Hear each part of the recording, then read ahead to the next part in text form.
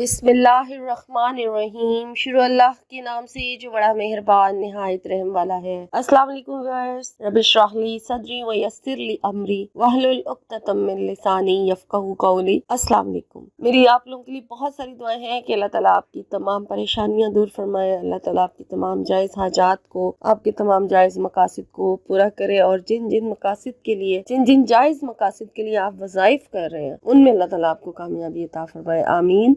आज मैं आपसे जिस तस्बीह का जिक्र करूंगी ना, ये तस्बीह हमारे प्यारे नबी हजरत मोहम्मद मुस्तफ़ा सल्लल्लाहु अलैहि वसल्लम की बताई हुई है, और अगर इसको इस तरीके से, जिस तरीके से मैं आपसे शेयर करूंगी, ये भी बुजुर्गान दीन का बताया हुआ अमल है, जो बहुत सारे उलमा का किया हुआ अमल है, और इसको बताया गया जिस तरीके से, वो मैं आपसे शेयर करूंगी कि जिनको इसको पढ़ने से बहुत ज्यादा फायदे हासिल हुए हैं और बहुत ज्यादा उनकी हाजात पूरी हुई हैं, उनकी जिंदगी में बहुत ज्यादा आसानियां पैदा हुई हैं। और चूंकि ये तो जिक्र हमारे आका दो जहां सल्लल्लाहु अलैहि वसल्लम का बताया हुआ है, इससे तो फायदा होना ही होना है। बहुत मुजरिब अमल है, बहुत मुजरिब तस्बीह है, करने में निहायत आसान है। इंशाल्लाह ताला इसको सुनकर भी आपको अच्छा लगेगा और इसको पढ़कर भी आपको बहुत सुकून और इत्मीनान हासिल होगा। और जब आप इसको पढ़ेंगे अपनी किसी हाजत का जिक्र करके, अपनी किसी हाजत को लेकर, तो इंशाल्लाह ताला वो हाजत भी आपकी पूरी हो जाएगी। बस आपने क्या करना है कि मेरे चैनल को सब्सक्राइब करना है और मेरी वीडियो को मेरी हौसला अफजाई के लिए लाइक जरूर करना, ताकि मैं इसी तरह से आप लोगों के लिए एक मुजरिब,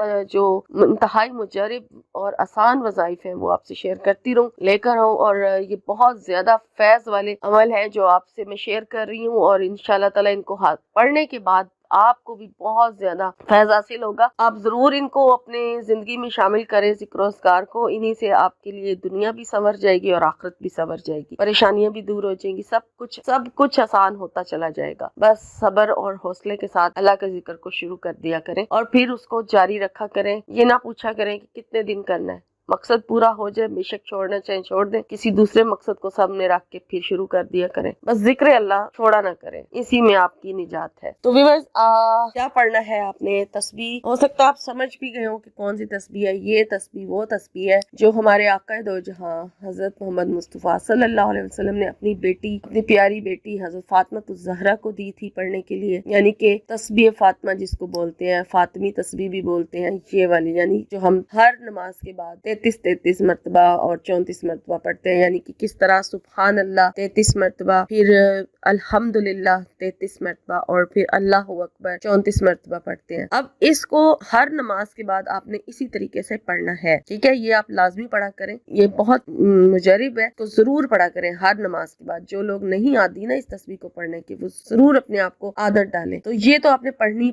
है, ठीक है? अब इसकी जो तादाद बढ़ा के पढ़नी है, वो मैं अब आपसे शेयर करूंगी कि आपने किस तरह से इसको पढ़ना है, ठीक है? अभी इसको आपने, यानी कि किसी भी एक टाइम पे, कोई भी एक टाइम आप फिक्स कर लें, किसी भी नमाज के बाद का कर लें। बेहतरीन टाइम या तो फजर की नमाज के बाद का होगा, या फिर असर की नमाज के बाद का होगा, और या फिर रात के वक्त, ठीक है? और अगर नमाज से हट के भी पढ़ना चाहें तो वो सबसे ज्यादा बेहतर होगा कि और ज्यादा जिक्र आपका हो जाएगा, जिक्र में और ज्यादा इजाफा हो जाएगा। तहज्जुद के टाइम पढ़ लें। आपने इसी तरीके से ये तस्बीह किस तरह से पढ़नी है, यानी कि आपने अल्लाह की ये जो तारीफ बयान की गई है, सुबहान अल्लाह, हम 33 बार हर नमाज के बाद पढ़ते हैं, आपने इसको 33 से बढ़ाकर 134 मरतबा करना है, ठीक है? सुबहान अल्लाह, सुबहान अल्लाह, सुबहान अल्लाह बहुत ही एहतराम के साथ और दिल के साथ अदा करें।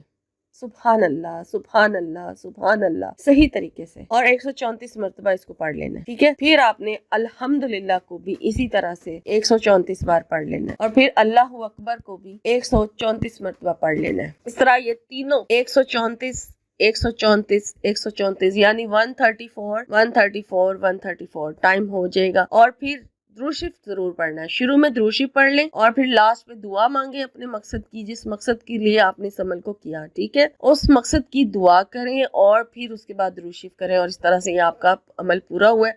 और इसको आपने रोज करना है, क्या रोजाना करना है। और दूसरा, जो एक बाज़ उलमा की राय में इस अमल को, इस तस्बीह को, यानी कि 300 बार बताया गया कि आपने सुबहान अल्लाह 300 बार पढ़ना है, अल्हम्दुलिल्लाह 300 बार पढ़ना है, और फिर अल्लाहु अकबर 300 बार पढ़ना है। इस तरीके से पढ़ लें, या फिर तस्बीह के एक दाने पे तीनों नाम کٹھے ملا کے پڑھ لیں اور 3 تسبیحاں پڑھ لیں. ٹھیک ہے, اس طریقے سے بھی پڑھ لیں جو آپ کو آسانی ہے. چاہے 600 کی تعداد میں کر لیں تو چاہے آپ اس کو 300 کی تعداد میں کر لیں. کس طرح سے یعنی کہ کرنا آپ نے, یعنی کہ تینوں کو اس طرح سے پڑھنا ہے. چاہے تسبیح کے ایک دانے پہ سبحان اللہ الحمدللہ اللہ اکبر, سبحان اللہ الحمدللہ اللہ اکبر, اس طریقے سے. بہترین طریقہ وہی ہے کہ آپ ہر نام کو الگ الگ 300 مطلب مرتبہ پڑھ لیں. 300 300 300 جتنی زیادہ تعداد میں پڑھیں گے نا اتنا ہی آپ کو فائدہ ہے.